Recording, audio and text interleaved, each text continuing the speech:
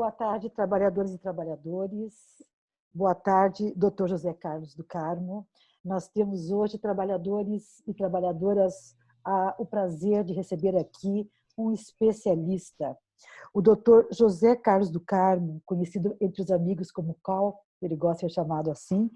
Ele é coordenador da Câmara Paulista de Inclusão da Pessoa com Deficiência. Ele é um super especialista e ele hoje vai nos ajudar a repercutir uma notícia que saiu ontem. Mas eu vou falar da notícia de ontem daqui a pouco. Eu quero liberar aqui para que o doutor Cal, vou chamá-lo assim também, me permita, possa cumprimentar aqui a nossa audiência. Pode ficar à vontade, Bom, boa doutor. tarde, Gil. Boa tarde a todas e todos que nos assistem. Para mim é sempre um prazer e uma honra poder falar com vocês. E como faço de hábito em respeito a eventuais pessoas que nos assistem que tenham deficiência visual, eu farei uma breve autodescrição. Eu sou um homem branco, de cabelos grisalhos, longos, barba grisalha, uso óculos, estou usando uma camiseta branca com uma jaqueta cinza e tenho ao fundo uma parede branca com uma cortina verde. Obrigada, doutor. Obrigada. E nós temos aqui, sabe que o senhor sabe que o sindicato aqui tem um trabalho, né, o Departamento de Saúde tem um trabalho inclusivo com os PCDs, e nós temos realmente vários PCDs na nossa base metalúrgica, então essa sua autodescrição, ela é super importante, doutor. Então vamos seguir aqui para a nossa pauta. Ontem pela manhã, na verdade, ontem, né, o governo Jair Bolsonaro, ele simplesmente editou uma portaria, publicou uma portaria dizendo que todos os trabalhadores com Covid-19, né, que fosse comprovado, obviamente, que adquiriu na empresa, passaria a ser reconhecido pelo INSS como doença do trabalho. E esse trabalhador, ao voltar, simplesmente estaria garantindo uma estabilidade de 1 ano. O que nós, trabalhadores, ficamos aqui um pouco perplexos, é claro, porque o governo Bolsonaro não costuma editar medidas que beneficiam o trabalhador, mas, enfim, foi bem-vindo. Só que 24 horas depois, simplesmente desfizeram essa portaria, né? Eles anularam a portaria e sem explicar nada, absolutamente nada, apenas a tornaram sem valor. E era muito importante essa portaria para os trabalhadores brasileiros. Doutor, o senhor que trabalha aí em São Paulo, que é um especialista, a que o senhor atribui essa ida e volta do governo? Foi uma falha? O que aconteceu? Bom, primeiro, eu considero a revogação da lista uma coisa, como você já colocou, injustificável. Por outro lado, não é surpreendente, né, porque você mesmo disse que, em se tratando da atual conjuntura, nós não costumamos ter boas notícias vindas do governo federal, particularmente no que se refere aos direitos dos trabalhadores, e neste caso, mais especificamente, estamos falando da saúde e da vida dos trabalhadores. Eu acredito que essa ida e vinda se deve, primeiro, a uma desorganização interna, que faz com que o governo tenha que enfrentar esse desgaste de, num dia, publicar uma portaria e, no dia seguinte, revogá-la. Mas acredito que isso se deveu, sobretudo, a pressões vindas de setores importantes aí do empresariado e do conluio que se tem com, particularmente, o Ministério da Economia. Então, acredito que isso foi o que motivou, e a lista contemplava uma relação bastante extensa de doenças que poderiam, que são reconhecidas como possíveis de serem relacionadas ao trabalho. Mas acho que o que chamou mais atenção e os deixou temerosos foi a inclusão da Covid-19 enquanto doença ocupacional. Quais eram as outras doenças, doutor? Porque a imprensa chamou mais atenção para o Covid, né? Quais eram as outras doenças? Tem uma série de doenças tradicionais, essa lista já existia. A Lei 8.213, a lei que trata dos benefícios da Previdência Social, diz que Tá, deve haver essa lista. A Lei 8.080, que trata de questões que é considerada uma das mais importantes legislações da área da saúde, do Sistema Único de Saúde, estabelece que essa lista deve ser revisada periodicamente, e veja que interessante, com a obrigatória participação das entidades sindicais de trabalhadores.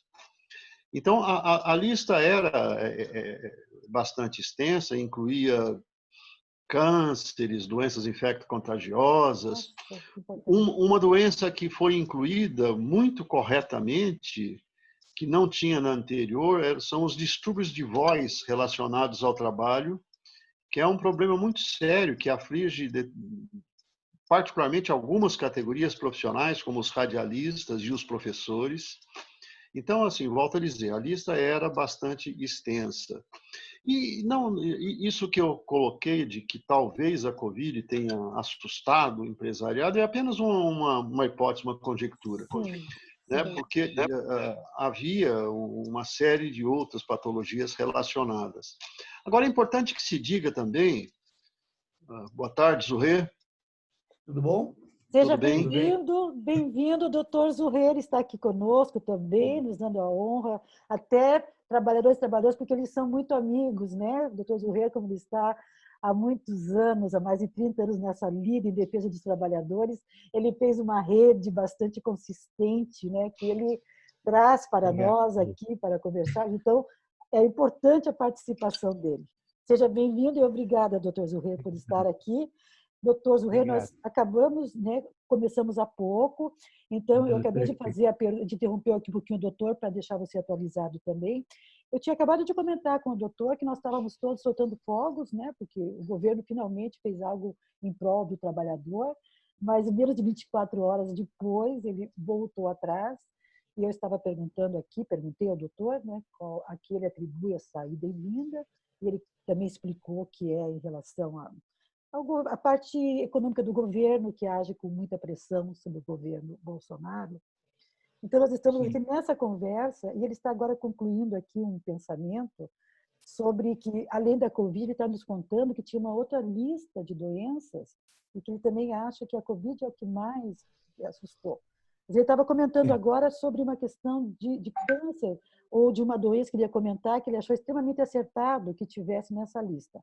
Então, doutor, desculpe interrompê-lo, mas foi importante para receber o doutor Zurrer. Por favor, continue. Qual é o especialista? O que eu havia mencionado de uma certa, que era uma coisa nova na lista, são os distúrbios de voz relacionados ao trabalho.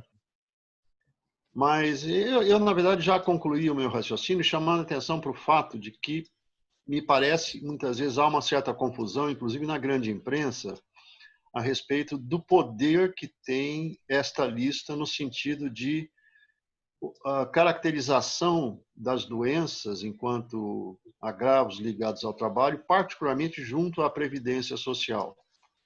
A lista, primeiro que ela não é exaustiva, ou seja, qualquer outra doença, ainda que eventualmente não incluída nesta lista ou na lista anterior, poderia ser caracterizada como relacionada ao trabalho, desde que se comprovasse esta relação. E o fato de uma doença constar da lista não obrigava automaticamente que o perito do INSS a aceitasse, bastando o simples diagnóstico clínico, como sendo uma doença relacionada ao trabalho. Aliás, esse é um embate que a gente sempre teve e continua tendo, e é preciso que façamos, né, no sentido de reivindicar e conseguir que seja reconhecido, quando for o caso, a relação com o trabalho para defender os direitos legais dos trabalhadores e também no sentido de podermos fazer um diagnóstico epidemiológico mais apurado, né, das relações dos adoecimentos com o trabalho. Eu faço agora uma pergunta a vocês dois, por favor, uma análise. Não temos a quem recorrer, é isso mesmo? O governo ele pode editar uma portaria que nos beneficia, tirá-la menos de 24 horas depois, sem nenhum tipo de explicação, e a nós só resta, eu digo nós trabalhadores, só resta sentir muito, não há o que se faça, não podemos aproveitar, já que eles fizeram um dia, tentar, via legal, alguma coisa, por favor, aos dois, nos deem essa resposta, por favor. Pode começar, doutor. Zurret? Doutor Zurret? Zurret pensei nisso. Cal, até você pode nos ajudar. Eu tenho acompanhado aí as discussões que estão tendo na frente ampla aí, né? Que eu acho que você também deve estar acompanhando. Pelo que saiu, inclusive, aí parece que saiu na imprensa, o governo está colocando que a lista volta, né? Que parece que está sendo feita uma revisão, que bom, alguma coisa aí. Mas, na realidade, eles estão vendo ali o que eles vão tirar dessa lista. Eu acho que é isso que eles estão vendo. Mas, de qualquer maneira, parece assim, eu vi agora que o Alexandre Padilha está entrando com o PDL, alguma coisa, e está entrando aí com um pedido, e está entrando com alguma coisa com o governo e com o Ministério da Saúde, pedindo para que volte à lista. Então, está se mobilizando junto ao Congresso, alguma coisa, e aí, lógico que são várias as entidades que estão se mobilizando. Que bom. Eu vejo que, como sempre, eu vejo que os trabalhadores ficam um pouco atrás do processo, né? Eu acho que esta lista é uma lista, como o Cal falou, eu acho que não é a lista que vai mudar se tem a doença ou não tem a doença relacionada ao trabalho, né, Cal? Eu acho que o que você colocou está muito claro. Eu acho que a investigação e a busca do estabelecimento do nexo de uma doença independe do que está na lista, né? E aí a discussão que nós vamos ter com a perícia médica de estabelecer o nexo com o trabalho, lógico, estando na lista, você tem algum argumento a mais, pode ter um argumento a mais.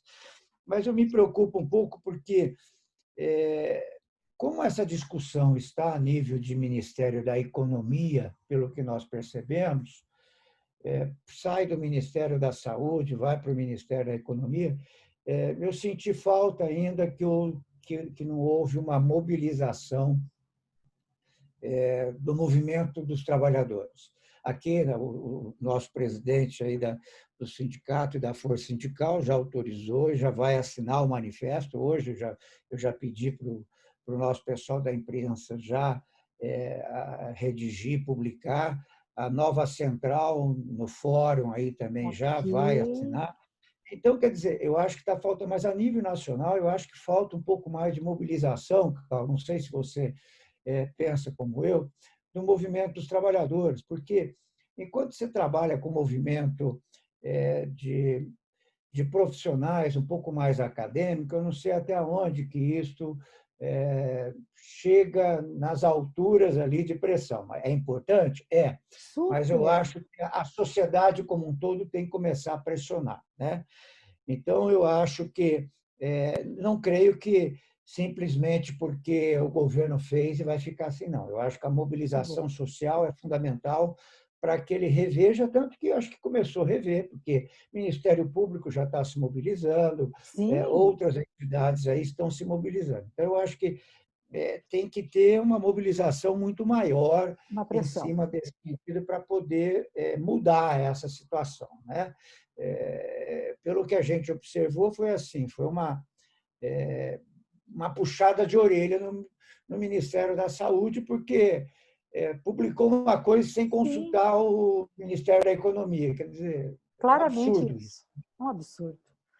Não sei, Cal, que você tem acompanhado, Maria Maia não tem acompanhado, e você foi um dos que reconheceu e fez todo um trabalho de reconhecimento da Covid aí como doença relacionada ao trabalho. Para mim, está muito claro que foi a Covid que pegou, né, Cal?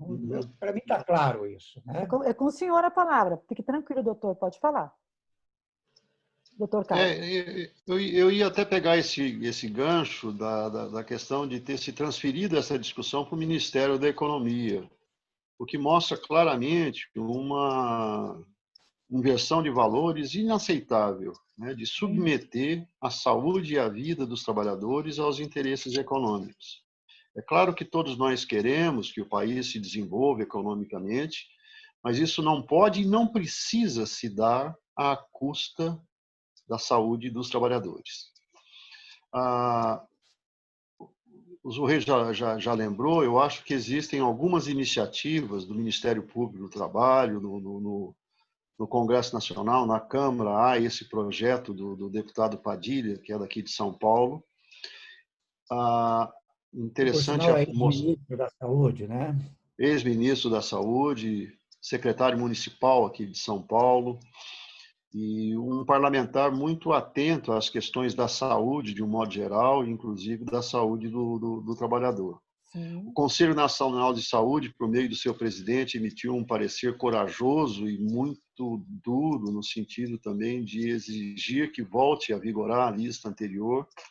Muito provavelmente hoje haverá uma manifestação da CISTT, da Comissão Intersetorial de Saúde do Trabalhador e da Trabalhadora do Conselho Estadual de Saúde aqui de São Paulo. Então, assim, a gente tem ouvido manifestações. Agora, é óbvio que, né, um posicionamento mais firme dos sindicatos, das centrais sindicais, é fundamental neste processo, porque o principal prejudicado dessa história é o trabalhador, sem dúvida nenhuma, que tem como único representante legítimo dos seus interesses específicos as entidades sindicais, que precisam se manifestar.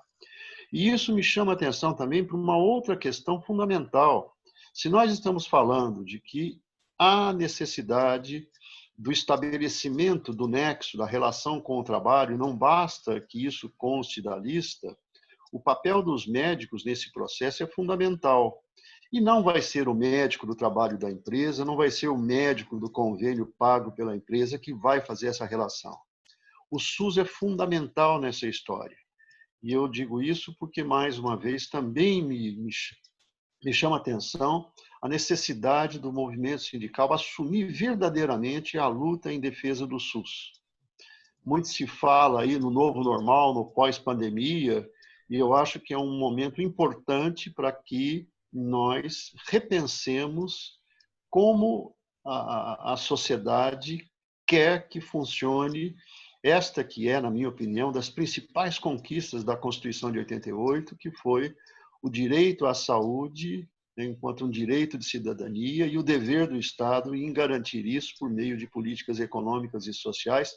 Temos como grande fator estratégico o Sistema Único de Saúde, que precisa ser defendido com unhas e dentes.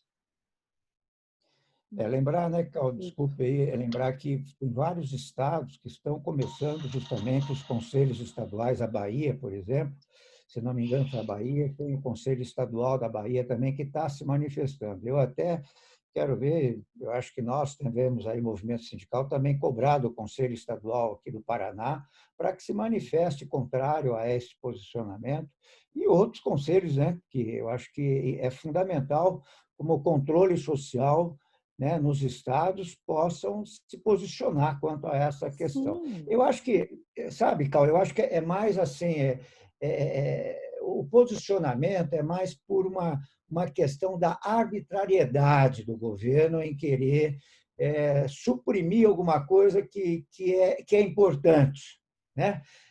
Se precisa ou não precisa, está na lei 8080, que o Estado tem que o governo tem que fazer uma revisão periódica das doenças, né? E nesse caso aí... Com a participação, se me permite fazer uma interrupção, essa mesma lei diz que tem que ter a participação das entidades sindicais.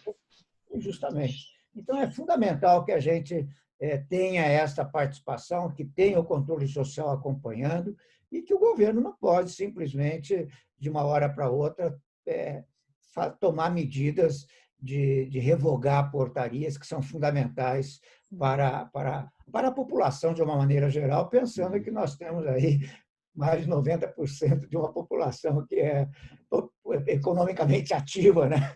E ocupados aí Com certeza, doutores, com certeza.